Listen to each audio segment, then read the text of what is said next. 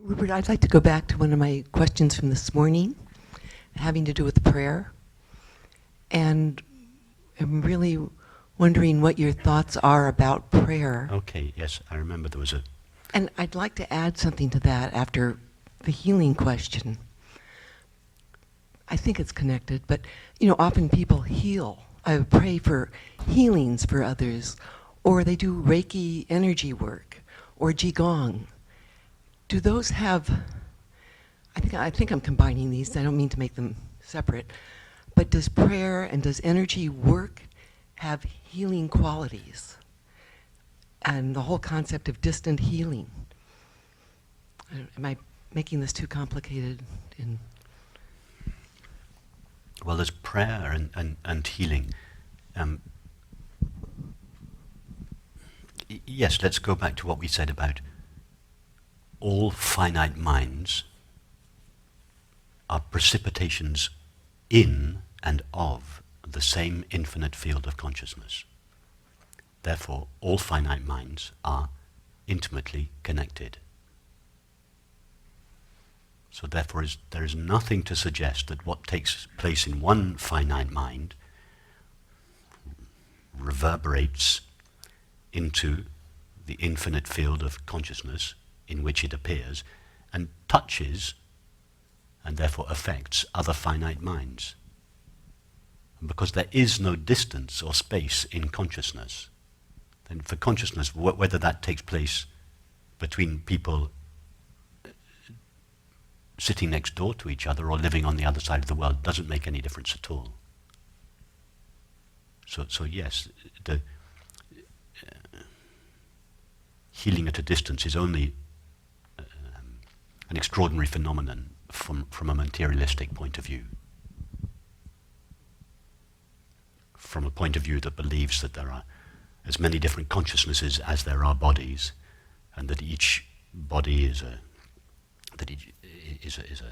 self-contained unit, that there's no connection between the bodies and even less between the consciousnesses that are supposedly residing inside the body. So from that point of view, distance healing is extraordinary. I mean, from that point of view, even having a conversation with someone is extraordinary. How on earth do these two, through what medium do these two people communicate?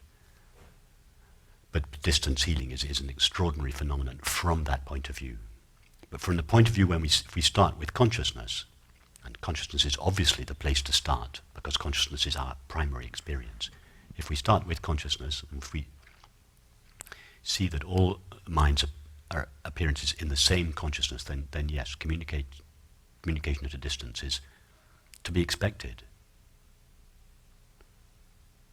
But going on to what you asked about prayer, if we believe that we are a temporary finite self living inside the body, we will, basically made out of mind living inside the body, we will by definition feel that all of this is a world made out of matter. So our experience will appear as comprising these two essential ingredients, mind on the inside and matter on the outside. Now when the mind looks at all this stuff on the outside, it notices that it's coming and going all the time. So the natural question of the mind to ask is, wow, where does it all come from? Who created it? Where does it go when it disappears? So the mind then conceives something that is vaster than all of this universe, that created the universe that it sees. And it calls that God.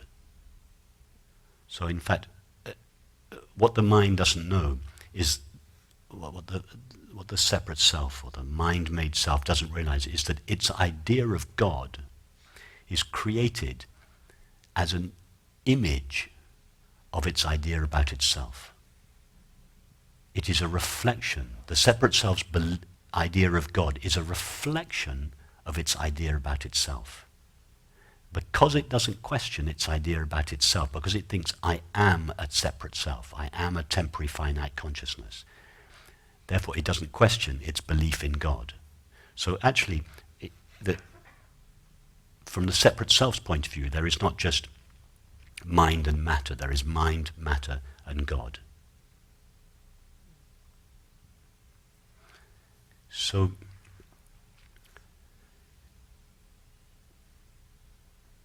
as a concession to the separate self, we can say, yes, there is some benefit to devoting yourself to or praying to that infinite reality out there called God. Why? Because doing so expands oneself beyond the separate self. It, to a certain extent, attenuates the ego. It gives the ego something to surrender to, something that is bigger than itself to surrender to lose itself in. So from that point of view, it is valid. However,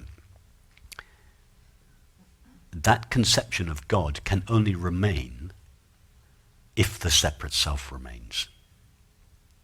So at some stage, our idea of God has to evolve.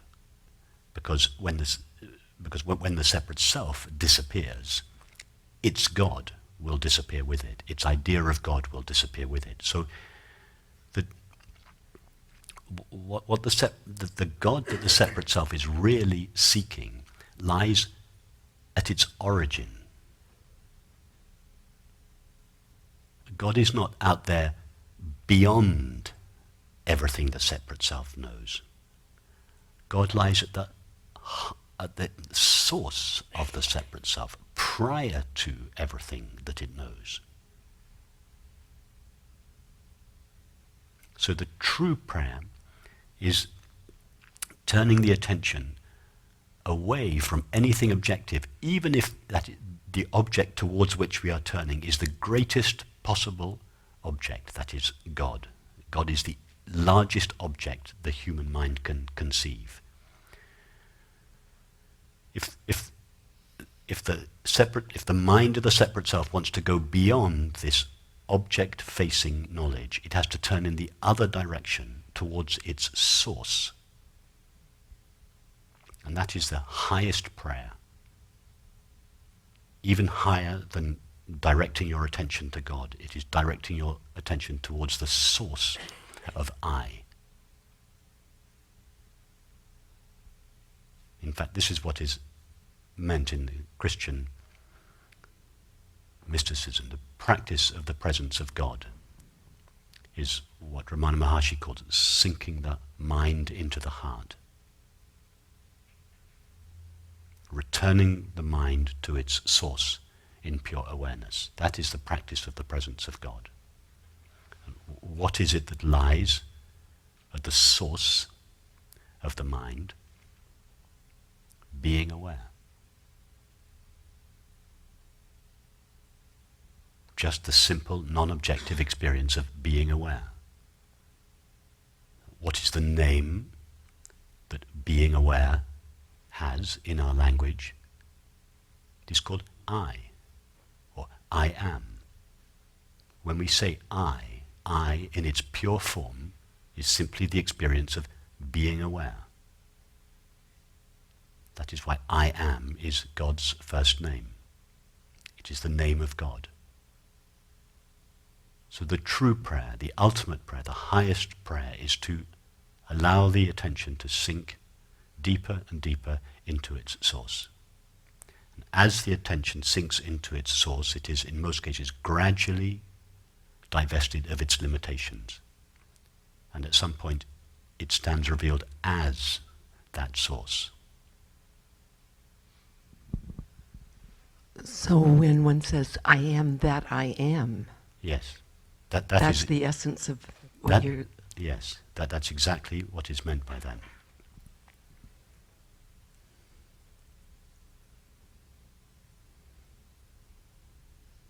Yes. Yes.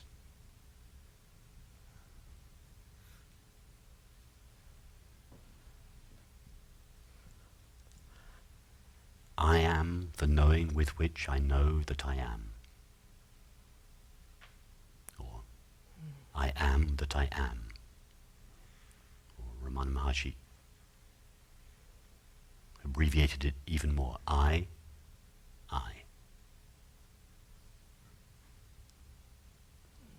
In the language that Ramana Maharshi spoke, they didn't use the word am. For instance, if you said, I am a boy, you didn't say, I am a boy, you say, I boy. So when Ramana Maharshi said, I, he means I am I. I am that I am. I am that which simply knows itself to be. That is the highest prayer, to be that, because you can't think that. It is prior to thought. Thought arises out of that, but in its essential nature, it is without thought. It is just pure being, pure aware being. To be that knowingly is the highest prayer. To rest in that and as that.